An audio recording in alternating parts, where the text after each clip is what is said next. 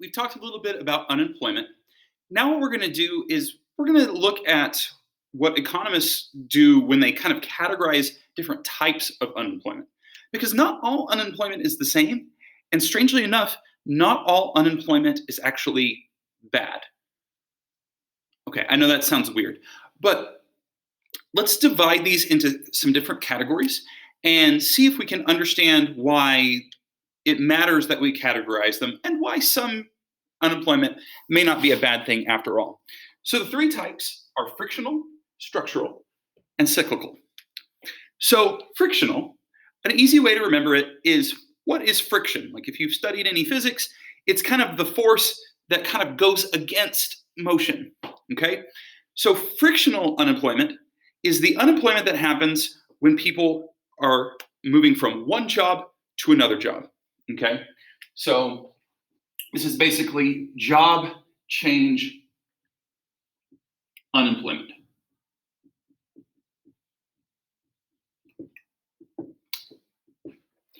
So, for instance, let's say you're moving from one city to another city. You get to that new city, you haven't found a job yet. And you have to look for a little while to find the job that fits you best.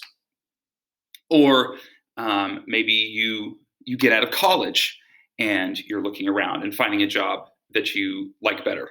Or maybe you're at a job that you just hate, and you go ahead and quit your job before you found a new one. Okay, well, this type of unemployment is frictional unemployment. And this is a type of unemployment that economists feel is not entirely bad. There's kind of good and bad to it. So some good things about frictional unemployment is you want people to look for jobs that are a good fit. If you look for jobs that are a good fit, then you're going to be contributing more to the economy. So let's say, Mr. McClung,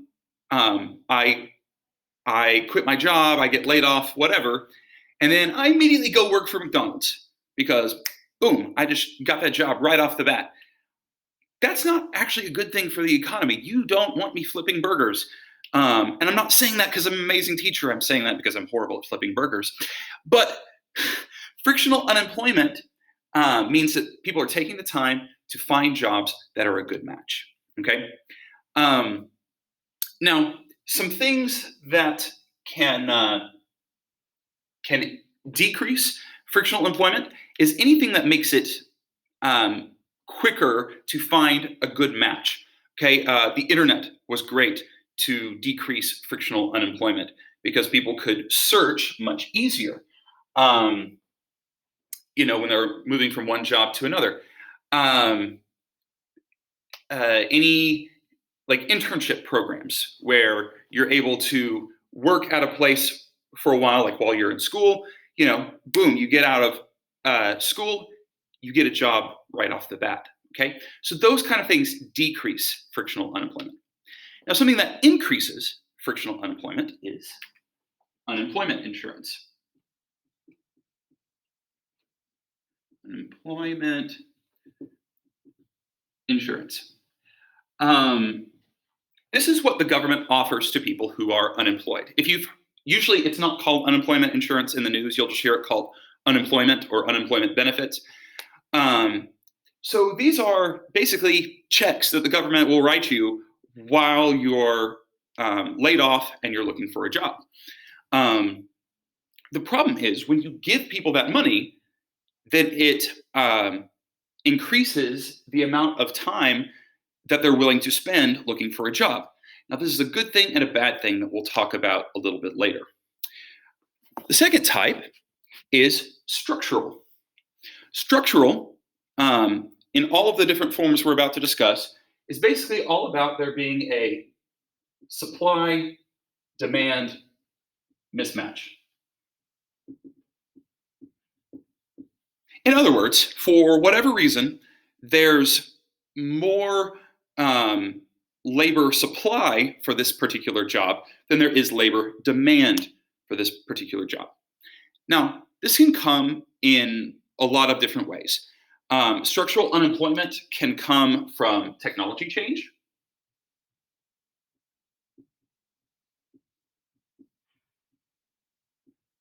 So, for example, for a while, um, lots of big businesses, people had administrative assistants, and it was their job to um, do lots of writing and lots of menial tasks, making copies, delivering things. But when the PC came out, when the personal computer came out, all of a sudden, a lot of those tasks that you needed a personal assistant for, you didn't need that anymore. And so all of a sudden, those jobs went away. Now, a lot of people freak out about this and they go, oh no, technology change. These people are never going to have jobs ever again. This is dumb. The reason I say this is because we've had this kind of issue go on throughout time. And if that was the case, we would see unemployment steadily going up until no one has a job. That's not what's happened. As we have technology change, um, people adapt and they move to different jobs. Now, I'm not saying that this is not a painful process in the short term. A lot of times, these people they suffer short term, even medium, long term. But as far as the economy as a whole, this technology change is a good thing. We don't want to say, oh, well, you're not allowed to have a PC because people are going to lose their jobs. We want people to be working in fields where they're benefiting, they're productive, not in fields where we don't need someone. So, for example, there may be a time in the medium to long future where truck drivers are not needed because the trucks drive themselves. Now, is this going to be painful in the short and medium term for truck drivers? Absolutely. They're going to have to find something else to do. But long term, we don't need truck drivers if the trucks drive themselves. It's silly to have people do things that machines can do. And so, again, some of this structural unemployment is actually a good thing. It means that the economy is growing. It means that we're moving people from places where they're not needed to places where they are needed. Another reason for structural unemployment is new competition. Now, this one is a little controversial as well. So let's say that all of a sudden we start trading with new trade partners and we lower our tariffs so that we can have more trade. Well, sometimes when you do that, then all of a sudden the demand for some of these jobs, these local jobs, decrease. And these people get laid off, and that is considered structural unemployment. Now, again, this seems like a bad thing, but what happens is they move into fields where there's a high demand, okay, where it's something that either we're doing locally or we're exporting. Because remember, yes, we are giving other people jobs when we import things, but other people are giving us jobs when we export things. So the idea is kind of with this new competition, we move people into positions where we're more competitive, where we're more productive. Okay, so technology change, new competition. There's also the idea of above equilibrium wage.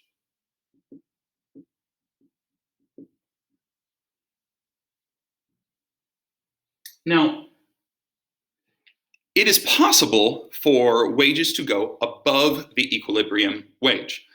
So we didn't really talk about this when we talked price floors, but one of the most common price floors is the minimum wage. So if we are placing the price of labor, the minimum wage, above the equilibrium rate, then sometimes this creates a very high supply of labor, but a lower demand for labor. And so there's this gap here.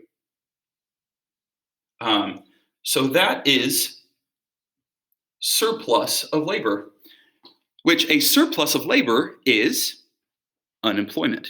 You have more people seeking jobs than there are jobs. Now, there's some argument amongst economists on how extreme this phenomenon is. It has a little bit to do with elasticity. If both of these are very inelastic, then the amount of unemployment is actually very small. But most economists say that a little bit of the minimum wage being a little bit above equilibrium is not so bad. Most economists say that if you put it way above equilibrium, that creates a serious problem. Other times where you can see these wages go above equilibrium is when labor unions become more powerful than the companies, and they place the wages very, very high. That can cause unemployment as well, because rather than lowering wages and hiring more people, they're raising wages and hiring fewer people. Now, again, I'm not using all of this as an argument against the minimum wage and against labor unions. As a matter of fact, there's some argument that sometimes wages are below equilibrium and they're just raising it to equilibrium. But there is definitely a possibility that that labor unions and minimum wage can lead to unemployment. All right, so we've talked about frictional and structural. Let's talk about cyclical. All right, cyclical basically has the idea in its name. It has to do with the business cycle. Now we'll talk about the business cycle a little more in a future video, but the idea is you have expansions and recessions. Okay, so you have GDP doing this, okay, where it expands and then there's a recession. It expands and then there's a recession. Now, what we expect is during these expansions, we expect to see more hiring. And during these recessions, we expect some people to be fired. As a matter of fact, you'll see unemployment go the other way, where unemployment decreases and then it'll increase during the recessions. And then decrease during the expansion and then increase during the recessions. So we kind of expect normally for there to be a certain amount of unemployment, this frictional and structural unemployment. We expect them to stay fairly stable. But the cyclical unemployment is really the nasty one.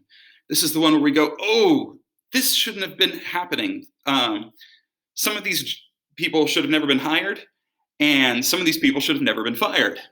Because sometimes businesses overestimate demand for their business, and sometimes they underestimate demand for their business. So it leads to this cycle of high employment and lower employment.